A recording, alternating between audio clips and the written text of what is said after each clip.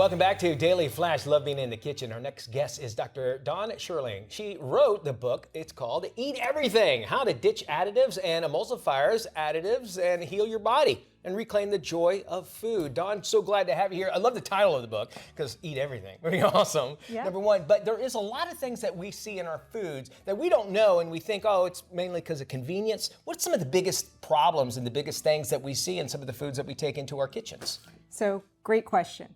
We're all trying to be super healthy, right? We're all buying things that say natural and organic and whole grain and homemade.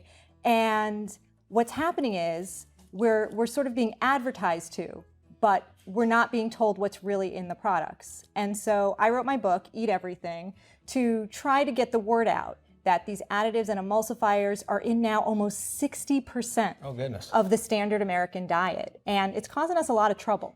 So it's actually pretty easy to start to get these things out of our diet. We can do stuff today to get these ultra-processed things out. And what do those processed things do to our bodies? I mean, imagine like foreign objects. They shouldn't be in there, right? I mean, you think, well, cheese is cheese. It's good, but there's other stuff in there that I'm not aware about, right? Yeah, so I brought these two cheeses. Yeah, let's talk about it. Yeah, so we have the shredded cheese that we get in the bag.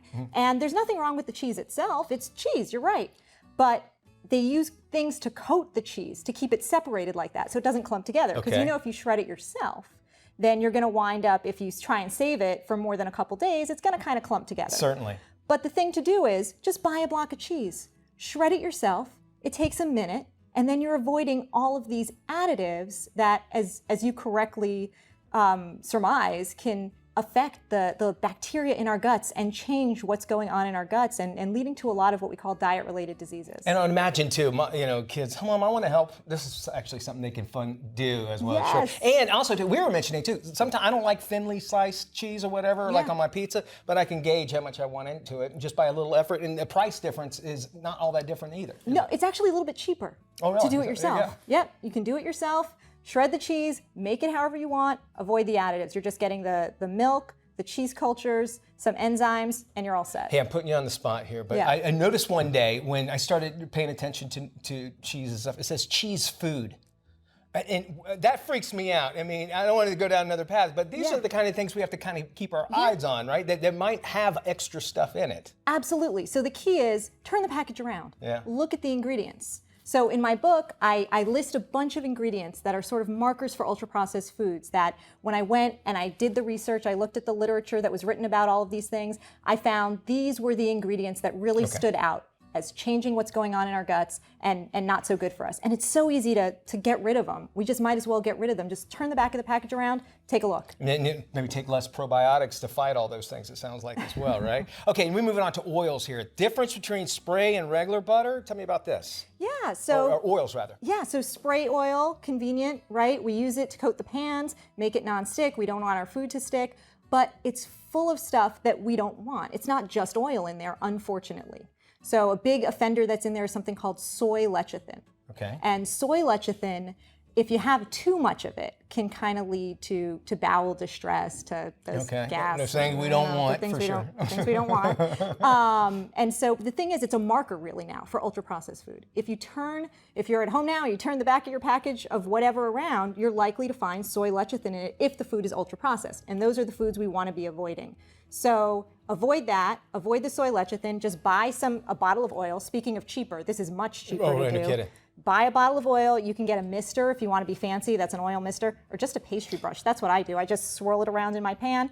Done. And my wedding registry, we had this on it, and actually I use it every single day. I love it. Nice. You pump it all out. I can spray olive oil everywhere through it. And can you tell the difference between the two when you see something that's been that much processed, even after maybe you get it at home, like, again, an example like in a bowl or anything? Can you really see the difference? So that's a really wonderful question. So the thing with the ultra-processed stuff that has emulsifiers in it is if you look at it, it's lasting on the shelf for months or years, and it stays mixed. And the reason it stays mixed are these emulsifiers. It's not food for us, we don't digest it, but it is food for those bacteria in our guts, and it may be driving the wrong kinds of bacteria in our guts. So these are two dressings.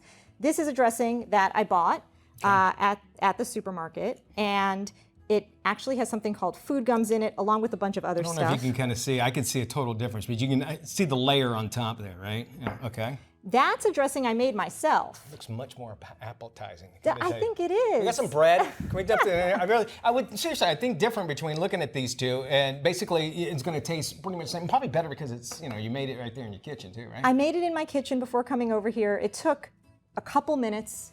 It's oil, it's lemon juice, it's some spices, some garlic, boom, done. I put it in a jar in my fridge. I have it for the week.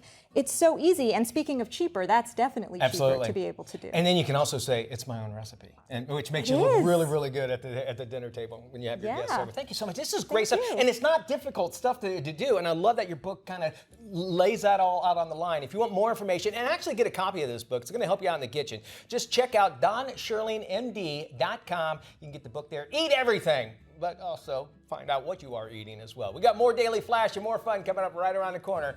Don't go anywhere.